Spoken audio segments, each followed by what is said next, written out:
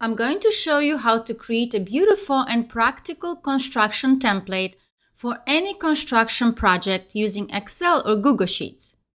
This template is based on real construction work and can be used for small, medium, and large projects. There are 4 sections to this template. The first is the construction estimate, where you track the total cost of the project and calculate your expected profit. You can customize the template by adding your project and company information, work descriptions, and the hours needed to complete each trade. Start by adding the trades required for the project. You can select them from a drop-down menu or add new ones if they're not listed. Next, enter the hours needed for each trade. There are 2 columns for different cost rates. Column C is for the main carpenter, and column D is for a helper. You can change these titles to fit your company. Column E and F calculate the actual costs you will need to pay your main carpenter and helper. These calculations are based on the rates you set in cell F6 and F7. Column G adds the total cost for both the main carpenter and the helper. This is your pure labor cost. If you charge the client only this amount, you won't make any profit. You need to mark up these costs to cover overhead expenses, such as administration, office, insurance, utilities, taxes, marketing, equipment, licensing, and permit expenses. Add your markup percentage in cell H6. How much should your markup be? That depends on your industry, so do some research. For construction, Builder.com recommends labor markup above 25% and material markup between 30 and 50%. Once you enter the labor markup, column H is automatically calculated for you. The next cost that adds to your project and trade expenses is the material cost. These are listed in column I for each trade. Researching, shopping for, and delivering materials to the job site also takes time and effort, so you should add a markup. You can set this markup in cell H7. Once the markup is entered, column J automatically updates with the total material cost including the markup. With these 2 totals, labor cost with markup and material cost with markup, column K adds them together to show the total cost to the customer. At the bottom of each column, you will find totals for worker hours, material costs, and the customer total. Now take a look at the financial summary at the top. It shows you the total revenue for the project, the pre-markup costs for labor and materials, and the gross profit. Gross profit is the difference between your revenue and your labor and material costs. For example, if your project brings in $47,000 in revenue and you spend $20,000 on labor and $14,000 on materials, your gross profit would be around $13,000. This amount needs to cover your overhead costs, taxes, and ideally leave room for savings and future investments. Dividing the gross profit by the revenue gives us a gross margin of 28%. Now, we can easily change the hourly rates and markups to run different scenarios to help you decide what you need to charge. Here's a general rule of thumb. If you want a profit margin of at least 23%, you need a 30% markup. For a 37% profit margin, your markup would need to be around 60%. If you're using different markup rates for labor and materials, both will affect your overall gross margin. At the top of the sheet, you also see a chart that visually breaks down your revenue, showing you how much goes to labor, materials, and how much remains as a profit. The next section helps you track deposits and payments. In column N, you can specify if a deposit is required to start the project. The required deposit amount is listed in column O. Column P and R let you define whether there were additional payments based on the completion percentage of each trade. Column T shows the completion percentage for each trade. If you enter percentages that exceed 100% in total, you will receive a quality check error that you need to fix. Below the payment schedule, a chart visually displays the completion percentage for each trade, making it easy to identify which ones are falling behind. In column W, you will see the amount still owed by the client, and column X will quickly indicate whether each trade has been fully paid. The chart below provides a quick visual summary of which trade has the largest outstanding balance, showing where the client owes you the most money. All the tabs in the construction template are print ready. Simply press Command+P on Mac or Control+P on PC to open the print menu. Select Landscape Orientation and choose Scale to Fit to make it up to 3 pages wide and 1 page tall. You can then save the document as a PDF. Give the file a name, such as the project name and estimate number. Once I preview the document, I can see how easy it is to follow it and how professional it looks. Once you have calculated the total for the construction project in your estimate, it's time to send a contract to the client. You can customize the template with your company and client information, as well as add your company logo. In the body of the contract, under the scope of work, provide a detailed description of the work to be performed. Be sure to include all trades and the specific scope for each. Next, under Payment Schedule, outline the deposit requirements, payment milestones, and the remaining balance.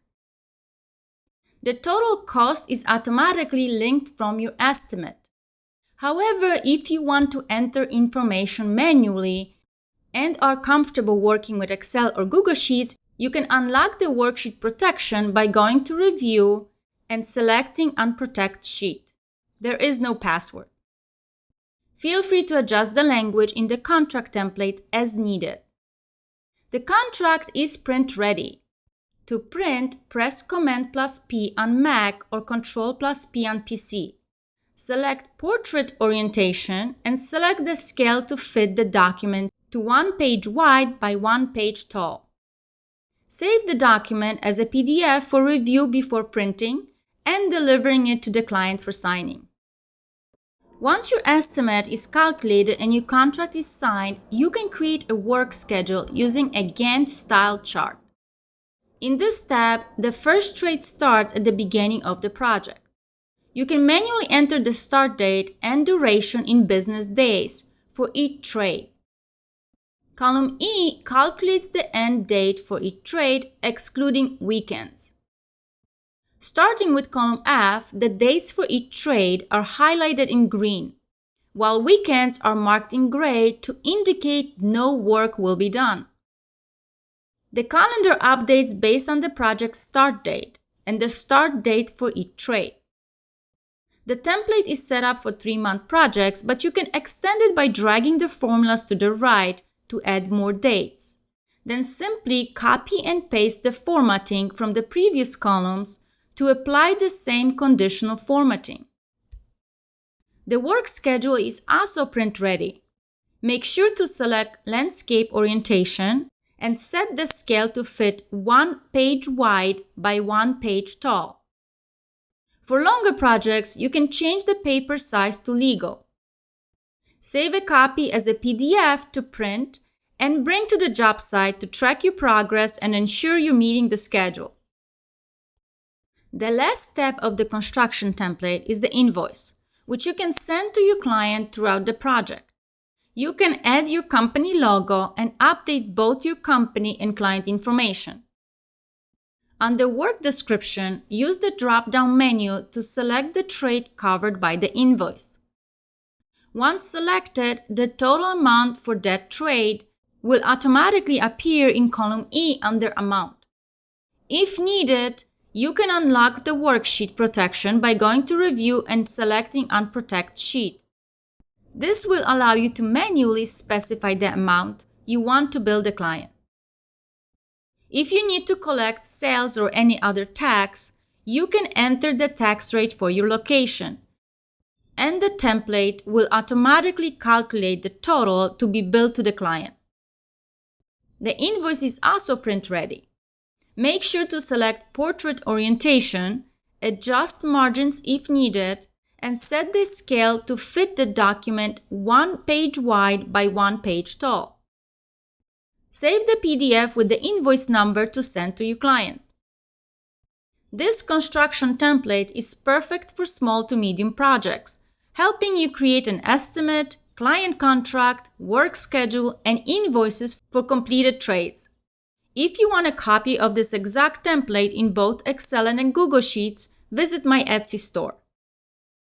Alternatively, if you would prefer to create your own, stay tuned. I will show you how to build the estimate, contract, work schedule, and invoice, all of which you can modify to fit your needs. The step-by-step guide is detailed, but feel free to skip ahead to the section that interests you the most. Let's get started. Let's first create a construction estimate for small and medium projects. Open a new file in Excel. Then use the zoom slider at the bottom right of the window to see our setup more clearly. First, I will start putting all the information that I want in my estimate, starting with the company name and construction estimate title. I will also want to have a project name and a start date. Then, work and task descriptions of what will need to be performed on the project. The next thing I need next to the tasks is hours for the main carpenter and hours for the helper. I want to keep them separate as specialized workers earn a higher rate per hour than non-specialized help. I will start adding some example data. I always like to do that as it helps you spot formatting issues right away and check your formulas and calculations.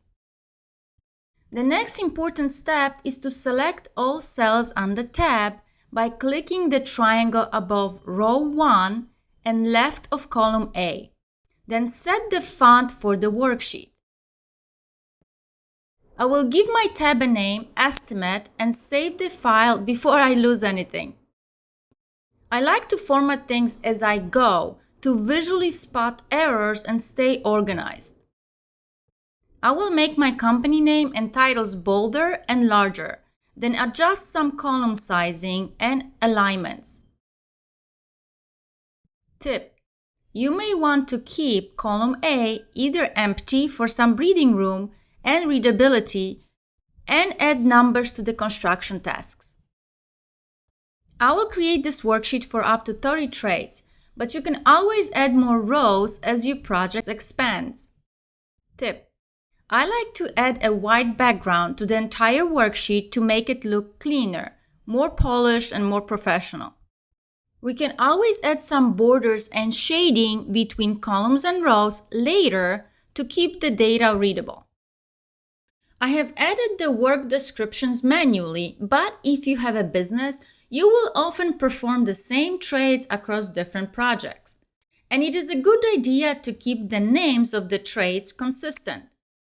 That's why I will create a description tab where I will add all the different possible trades for my business to select from a drop-down menu.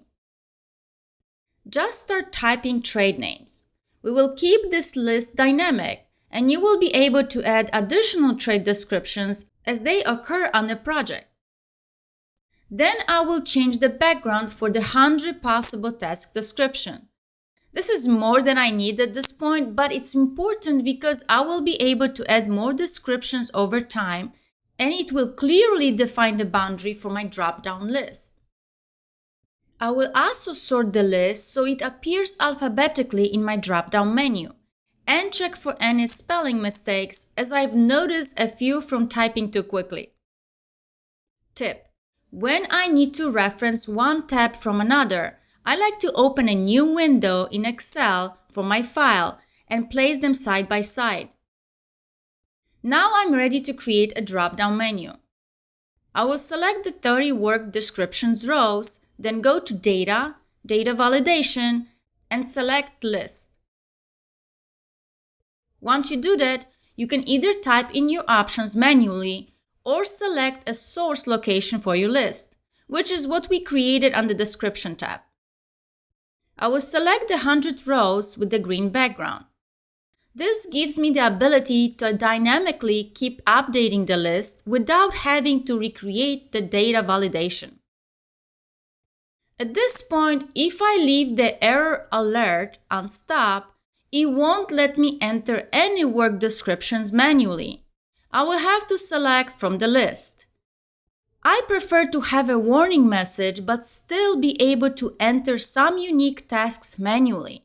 So I will change it to an informational warning and add instructions to either select from the drop-down or add a new description. Let's test it. I can easily select a trade from the drop-down menu or add a new trade not listed. I get a warning that I can easily bypass.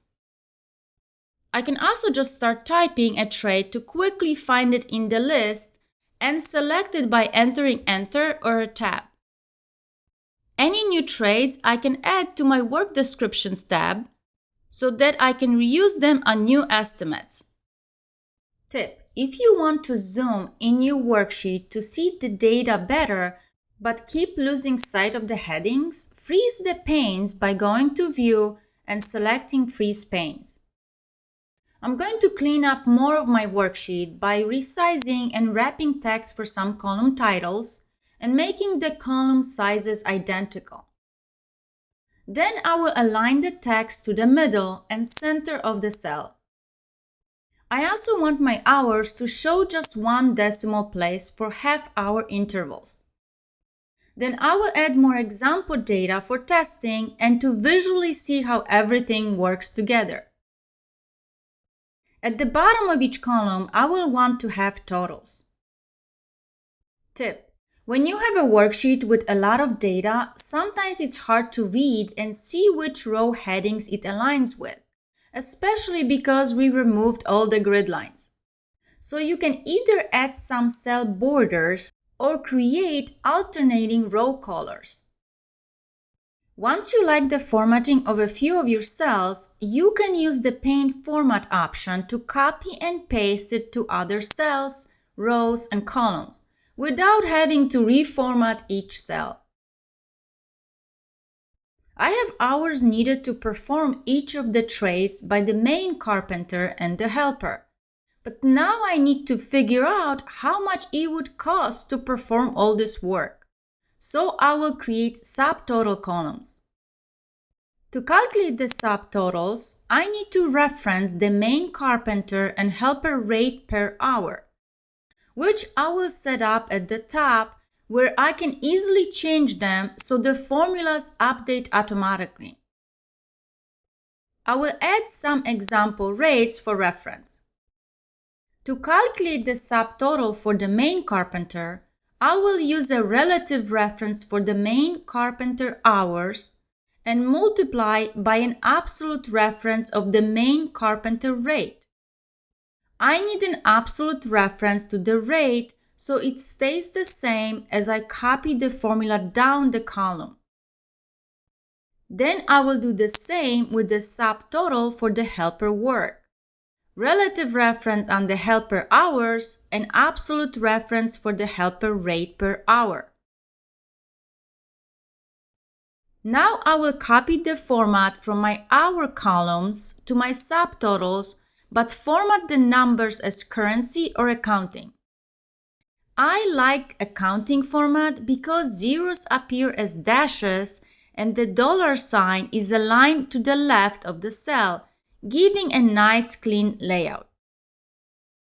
Now I will add a total labor column to sum the subtotals for the main carpenter and the helper.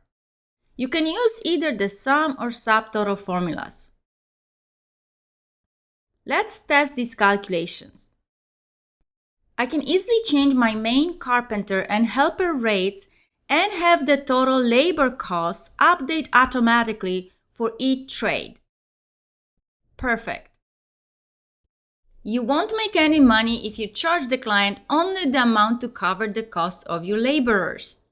You need to mark up these costs to cover your overhead costs like administrative, office, insurance, utilities, marketing, equipment, taxes, and permit expenses. So I need to add a markup column for the labor in column H, and also create a section at the top for my markup, where I can easily change the percentage and have the formula automatically calculate. I will add markup as a percentage at the top. The markup formula takes the total for labor costs and adds the markup percentage. The reference to the markup for labor has to be absolute, so it stays the same when I copy the formula down. The next thing that adds to your projects and trade costs are material costs, which I will list in column I for each trade to keep track of them. I will add some example amounts to each of my trades.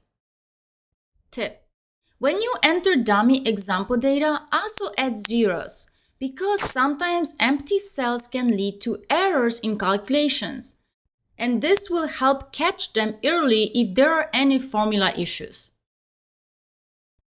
Ordering, picking up, storing, and delivering materials takes time and also requires a markup, which will be calculated in column J.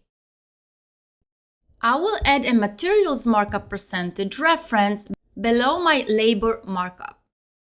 Similarly, the reference to the materials markup will be absolute, so I can change it in one cell and have it flow through the entire worksheet. Now I will apply formatting from my other cells to my materials columns. Let's test it. I can now easily change the markup percentages, and they automatically update the totals in my worksheet.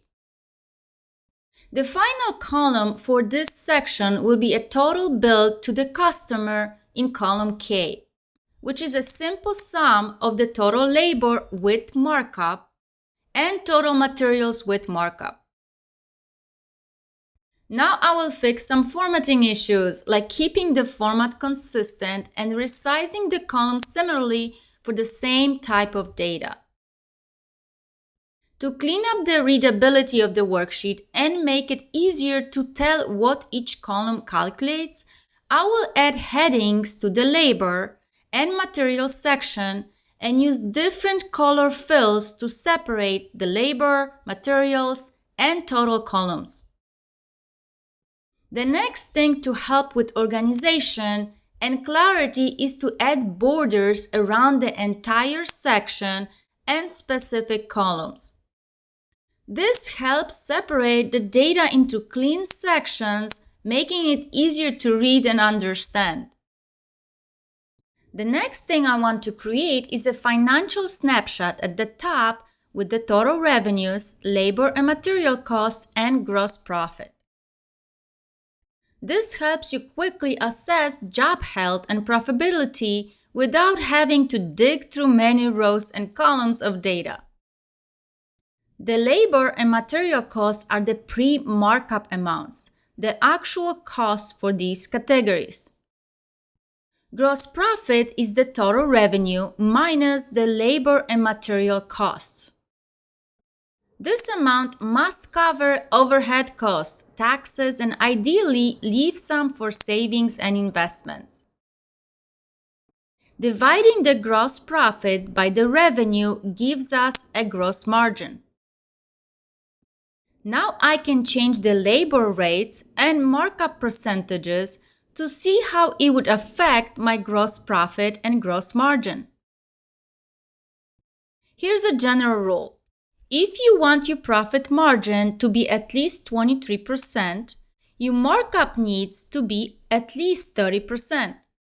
If you want your profit margin to be at least 37%, your markup would need to be 60%, and so on. If you have two variables like we do, such as labor and materials with different markup rates, both will affect your gross margin. Now I will update some of the information with the actual company name, project name, and start date, which I will use to create a work schedule. I will also import the company logo by dragging it into the worksheet, then resizing and placing it over the cells in the top left section of my estimate. Finally, I like to protect the calculation sections of my template so I don't accidentally override them. Before I protect cells on my tab, I will select the cells where I want to be able to enter data and go to Format and uncheck the lock option. That means when I protect the tab, only the locked cells will stay protected, and you will still be able to edit the unlocked ones. I will change the color of these editable cells so I can quickly tell which ones I can update and which are formulas that are protected. Now I will protect my worksheet by going to Review and then Protect Sheet. You can add a password, but I will just leave it blank. Then I will select what is allowed on the protected sheet. I like to allow formatting changes, sorting, filtering, and editing objects like logos. Now let's test it. I can see that I can change the data in the yellow cells, which are not protected. But when I try to change a formula or delete a protected cell, I get a warning message. If I ever want to make further changes, I can easily unprotect the sheet. Now I will create a revenue composition chart that can quickly help you see how much gross profit is left after your costs and where most of it goes. Select the three variables you want to graph. Then go to Insert and check what is suggested under the recommended charts. You can pick a chart, but later you can always make a change after seeing how the data is presented. Try the Switch Row Columns option to see if switching the data layout makes the chart more helpful. Once you select the chart, you will gain access to formatting options on the right. Here I will adjust the chart size and a title, update its font to Century Gothic to stay consistent with my worksheet, and use the Add Chart Elements option to add a title to my horizontal axis and horizontal axis labels. Now I will format the bar sections by adding custom labels and text colors. Then I will match the chart colors to the fill colors used in my worksheet to keep everything consistent and professional. It is always tricky selecting the right color so the chart doesn't look unpolished. Let's test it. Now when I change the labor rates and markups, not only does my financial snapshot summary update, but the chart also updates dynamically. The next section that helps keep track of a construction or another project is the payment schedule. How much to charge as a deposit for different trades, job progress, multiple payments, and what the client still owes. I'm going to create a required deposit column in column N and a calculated deposit amount based on the percentage. I will use 20% as a required deposit for all the trades as an example. The formula will take the total for each trade, keeping an absolute reference to column K, since I will use it for mid and final payment calculations, and multiply it by the required deposit percentage. Then I will update the formatting. I will add a column for the second payment based on the percentage of work completed and another column for the final payment. You can use all three or just one, depending on your agreement with the client, but at least you will have the option to have multiple payments for larger trades. I will also add a total percentage completed column to check that the combined percentages from each payment add up to no more than 100%. Then I will add sample data and formulas to calculate the amount of payments. Then format the newly added columns. I will also label this section as payments and apply a consistent color theme. I will keep adding more example data in the percentage completed columns to see if the calculations make sense. I can see that when I copied the formulas down in my total percentage completed column, a lot of zeros show up, which I want to hide. I also want to add an error warning if the total percentage is over 100%. To do that, I will wrap my sum formula in an if statement to make the cells blank if there is no amount in column K, meaning no total to customer yet. To alert the user to check when the total percentage goes over 100%, I will create a quality check column that shows a warning message saying fixed percentage done if the total exceeds 100%. Then I will use conditional formatting on that QC column to highlight any error messages in a red-pink color.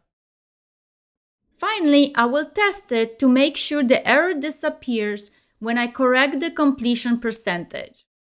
And it does. The last two columns will show the total still owed by the client for each trade and whether everything has been fully collected. The calculations of the amount still owed will take the total to customer from column K and subtract all the amounts already paid in columns O, Q, and S to show the remaining balance. One issue I notice is that if the percent completed is more than 100%, the amount owed becomes negative.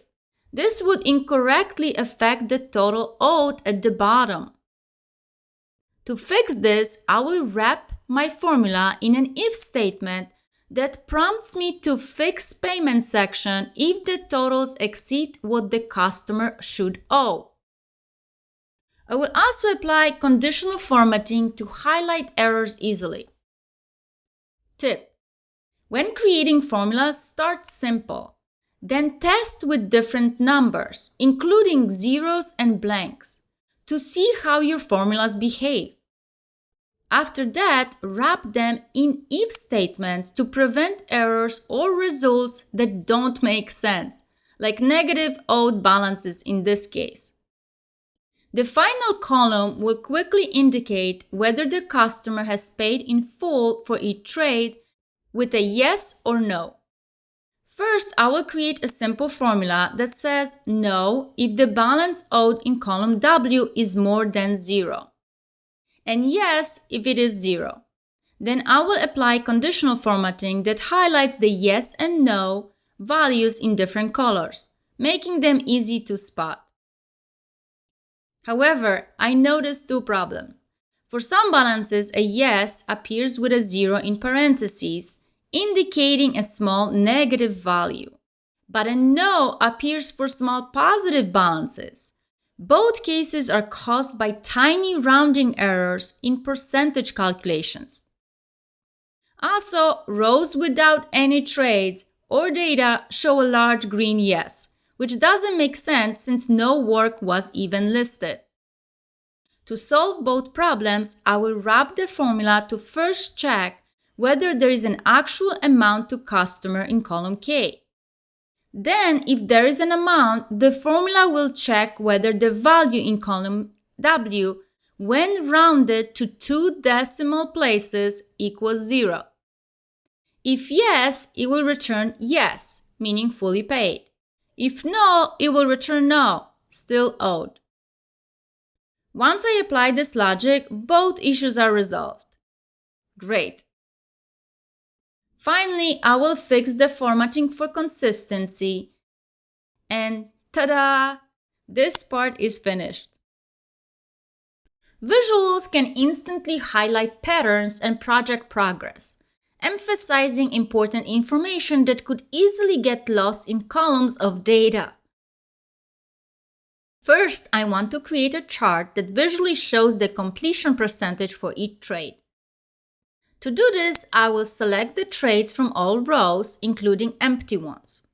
Then I will press Command on Mac or Control on PC and select column T for total percentage completed.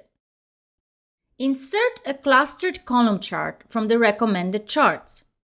I will then resize and format the chart, update the colors, and add the title and axis labels.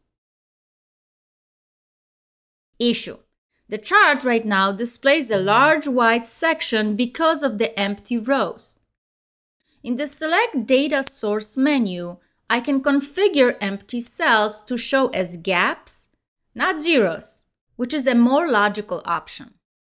However, this still leaves a large blank space. I can group and hide the empty rows, which will only display the actual trades for the project. I prefer this method over manually selecting the rows with trade descriptions, as it would require me to update the chart every time. I want to avoid that since I might forget to do that. Instead, I would rather leave the white space in the chart and let it update automatically. For the second chart, I want to instantly highlight which trades have the highest outstanding balances. To create it, I will select the trade names in column B and the amount owed in column W. Use Command or Control to select non-consecutive ranges. Insert a clustered bar chart. Then I will resize the chart, update the bar fill colors to match the overall worksheet theme, add a title and change the font to Century Gothic for consistency. I will also reverse the category order to match the data table layout. And format the numbers on the horizontal axis to remove unnecessary decimal places. I will unlock the cells that should stay editable before protecting the worksheet. Then I will protect the sheet again, making sure my input cells remain accessible while all formulas are protected. Finally, I will test everything by updating example data to confirm the charts update dynamically, formulas remain locked and protected, and input cells remain editable. And everything is working great. I like to make sure all my worksheets are print ready so they can be saved as a PDF or printed for sharing and viewing. This means having logical parts per page. To do this, I will select my estimate calculations and payments up to column X, but I won't include the two charts below. Then under Page Layout, I will clear any previously set print area and set this as the new print area. Next, I will set up columns A and B to repeat on each page. To do this, I will go to Page Setup, select the Sheet tab, and choose which rows or columns to repeat. In this case, I want columns A and B to repeat so that it is easy to match each number with its corresponding trade. I will also set the page to print in landscape. When I first reviewed the print, I noticed it was missing some formatting, so I will correct that. I also noticed that the last column X was printing by itself, so to fix that, I will increase the width of the column before column W to force columns W and X to print together. Now when I press Command plus P on Mac or Control plus P on PC, I can specify more options. Right now, the worksheet prints on 8 pages, but I will select Scale to Fit and specify to print it 3 pages wide by 1 page tall. Finally, I will save a copy as a PDF with the estimate number Let's take a look at it. That looks practical and easy to read. Each page contains relevant and separate information. After creating a project estimate and calculating the cost to complete all trades, the next step is to send a proposal to the client, a contract that outlines the scope of work and the total cost. Let's create a client-ready contract in Excel that looks like a Word document. First, I will select all the cells and choose a default font. Next, zooming in on the page using the zoom slider in the bottom right corner will give me a better view. To begin, I will add the key details for the client contract, including my company name, address, phone number, etc. The contract will also include the date, the estimate number that it's based on, the project name, and the client information. I will create a scope of work section where I can describe the work that will be performed. I will set the date to update automatically and format it better. After that, I will adjust the layout by resizing columns and aligning the text properly. Next, I will add more example data, such as the project name and address, and link it to the project name from my estimate, so everything stays consistent and automatically updates. Formatting some of the text will help me visualize the layout. Before adding any color, I will apply a white background to make the document look more professional and less like a draft Excel sheet. I will continue linking the contract to my estimate, ensuring the information flows consistently so no references are incorrect. To improve readability, I will manually increase the row heights for more breathing room. Then I will add any required legal language based on industry standards and local regulations. I will expand the scope of work section and use a matching color fill to clearly divide different parts of the contract. I will insert my company logo and adjust the column widths to make sure everything fits well. To create a clean border for the contract, I will copy and paste the width of column A to column F on the right. Now I will merge the cells to create a Word-like section where I can write the scope of work description.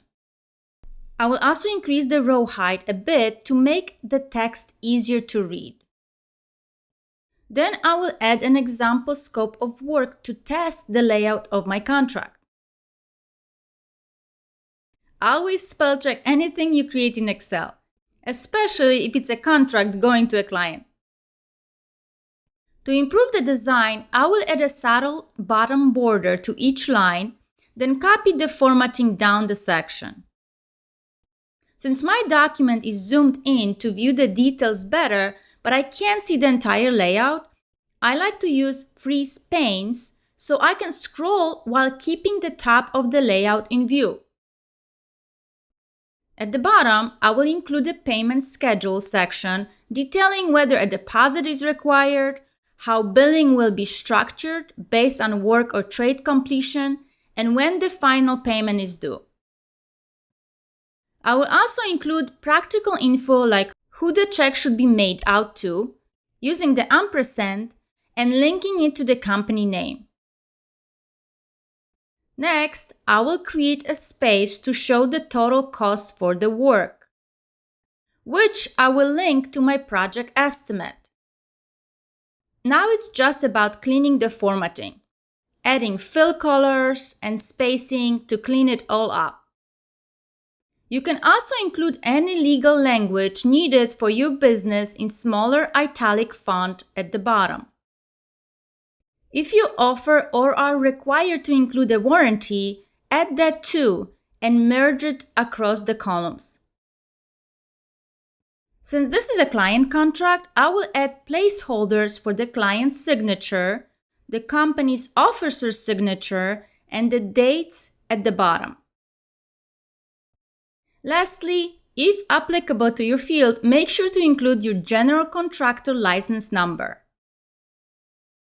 Next, to make this Excel contract look professional and client-ready, I will add a subtle border around it.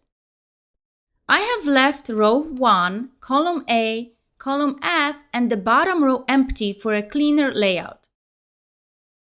I will select the same area where I placed the border and set it as the print area.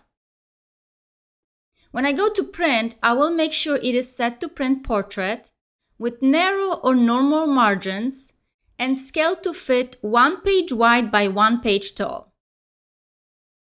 Then I will save a PDF version with the estimate number so I can print it or send it to the client at any time. And ta-da! It does not look like an Excel worksheet. It looks like it was formatted in Word. It's clean and ready to share with the client. Best of all, many of the fields update automatically since it was built in Excel. After you create a project estimate, a client contract, and the contract gets approved, the next step is to build a simple work schedule to plan when different parts of the project will be completed. To start, I will add a white background to the sheet and set the default font. Next, zooming in will give me a better view of the layout I'm creating. Now I'll begin adding the key information for the work schedule, starting with the company and project name. Then I will list the activities that will be performed. Instead of entering them manually, which can lead to errors and inconsistency, I will link the tasks directly from the Estimate tab. This way, everything stays accurate and in the same order. I will begin numbering the activities and applying formatting to clean up the look. To fix the zeros that appear for empty trades, I have to change the formula. Currently, the formula is just linking to the Estimate tab. So I will wrap it in an if statement. If the trade cell is blank, it will remain blank. Otherwise, it will bring over the text from the estimate.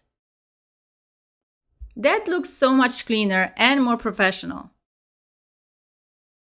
The 3 key elements I want in my work schedule are the start date for each trade, the duration in business days, and the end date for each task. I will add these columns and format them. The first activity will link to the project start date on my Estimate tab, which kicks off the schedule. I will add an example number of days to complete the task. The end date should be the start date plus the days to complete the work. But I need to account for weekends, since our company doesn't work on Saturdays or Sundays. Right now, the prep work ends on a Saturday, so I will fix that. For now, I will add example start dates and business duration days. Then copy the end date formula down. I noticed 2 issues. Weekends are counted as work days, and I get 1/0/00 errors for rows with no trades. I will fix the formula to make the schedule look cleaner.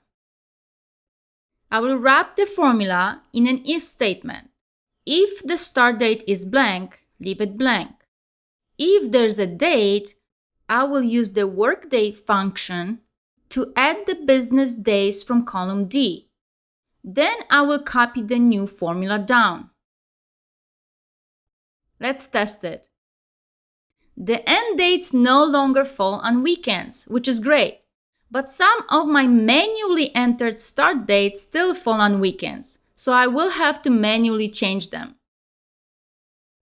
I am interested in creating a simple Gantt-style schedule, so I will start by entering the start date in cell F6. Then I will format it to be readable but also shorten the month name under Custom to only display the first 3 letters. That keeps the length of the date the same across the sheet. Next, I will change the text direction to vertical so I can narrow the columns. Then I will extend the formatting across all columns and fill in the dates, plus 1 day as I go. I will drag it out to cover the entire project timeline, plus a few extra days. We can always extend it later if needed.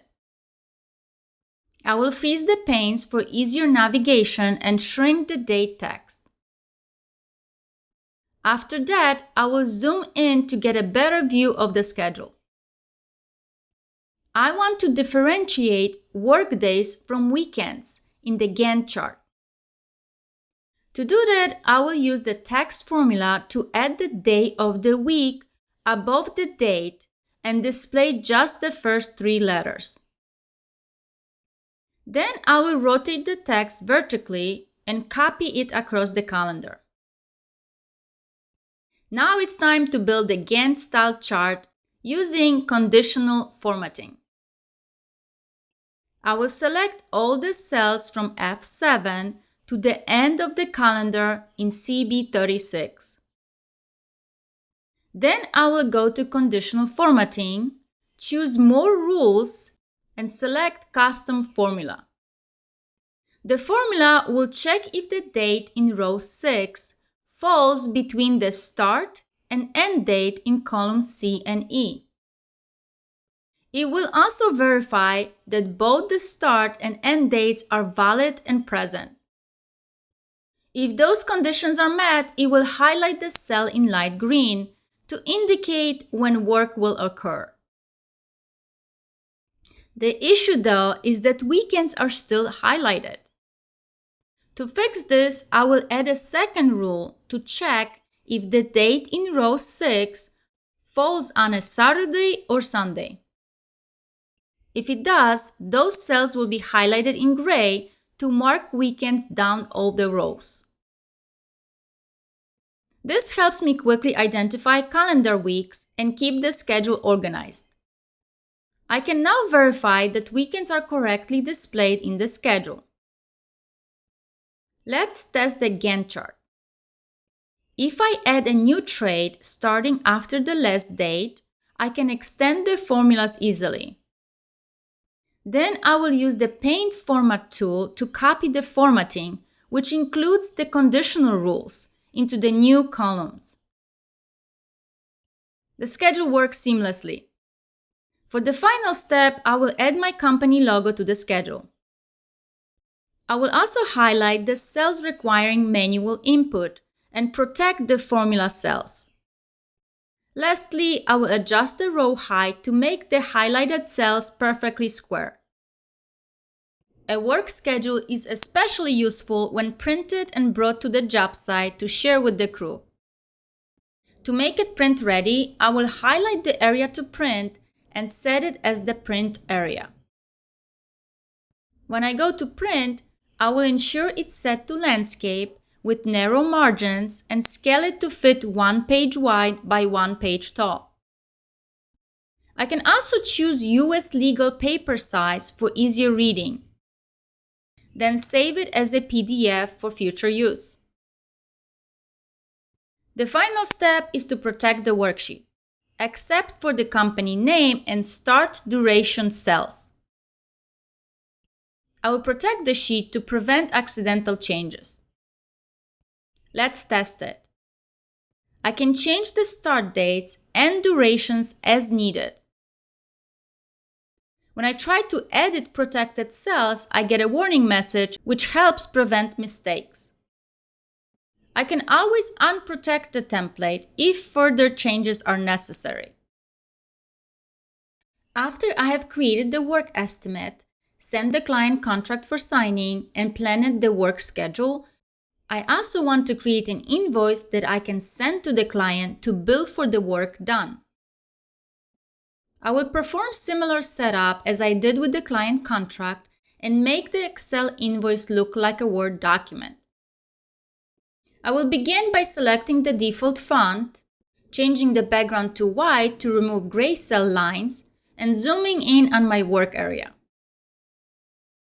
Next, I will add the necessary information to the invoice, including the company name, address, phone number, invoice date and number, and the billing details.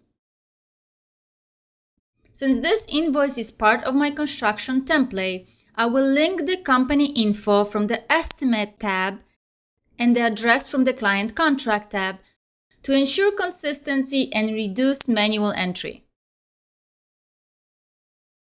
I will start formatting by resizing columns, formatting the date, bolding the title, and adding color to make the invoice stand out.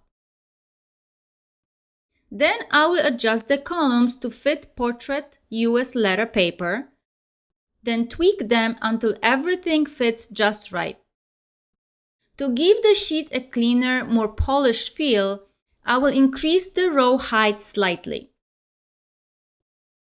I will import my company logo, realign the columns to fit it, and leave column A blank and copy and paste its width to column F. At this point, I will add the key details like work descriptions and corresponding charges. I will make sure the project name links back to the invoice and fine-tune the formatting. I will set a taller row height and plug in example services, adding a light border to keep things organized. I will freeze pane so the header remains visible as I work on the rest of the invoice.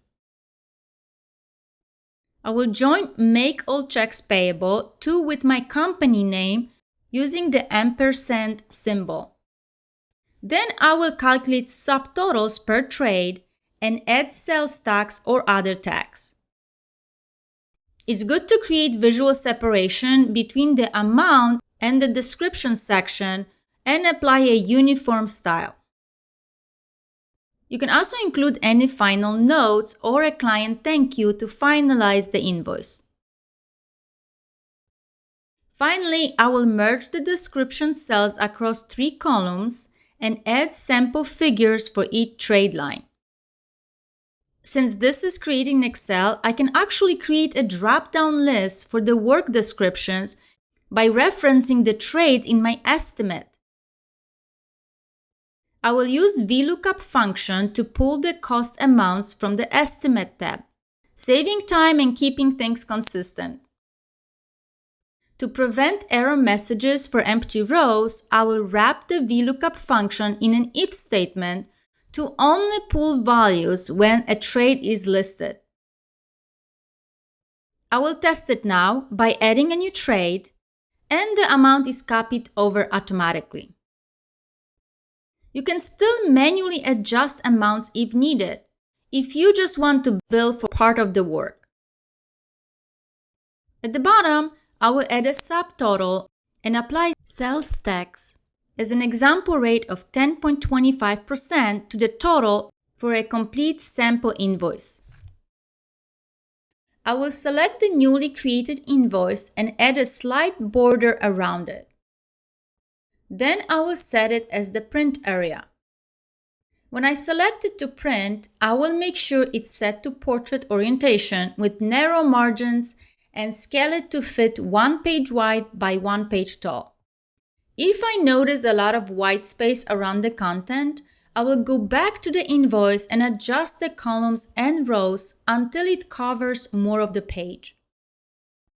Once I'm happy with the layout, I will save this invoice as a PDF with a number for easy reference, ready for printing or sending to the client. The PDF preview looks amazing. It looks like it was created in Word, but it still has all the links and calculations in Excel. To protect my template and calculations, I will first select the cells that can be manually updated and uncheck the locked cell option under Home Format. Right now, small green triangles appear in the top left corner, implying an error. I will ignore them as they simply indicate unprotected cells, which is what I want. Next, I will protect my file by going to Review, Protect Sheet. I will allow users to edit most of the worksheet, like formatting, sorting, auto-filtering, but not the formulas. After selecting these options, I will click OK. I am not setting a password, but you can. Let's test it. I can update the company information and work description, but the formulas stay locked. Perfect. Now you can create any part of this template: the project estimate, client contract, work schedule, or the invoice. Or get a copy of this template in my Etsy store.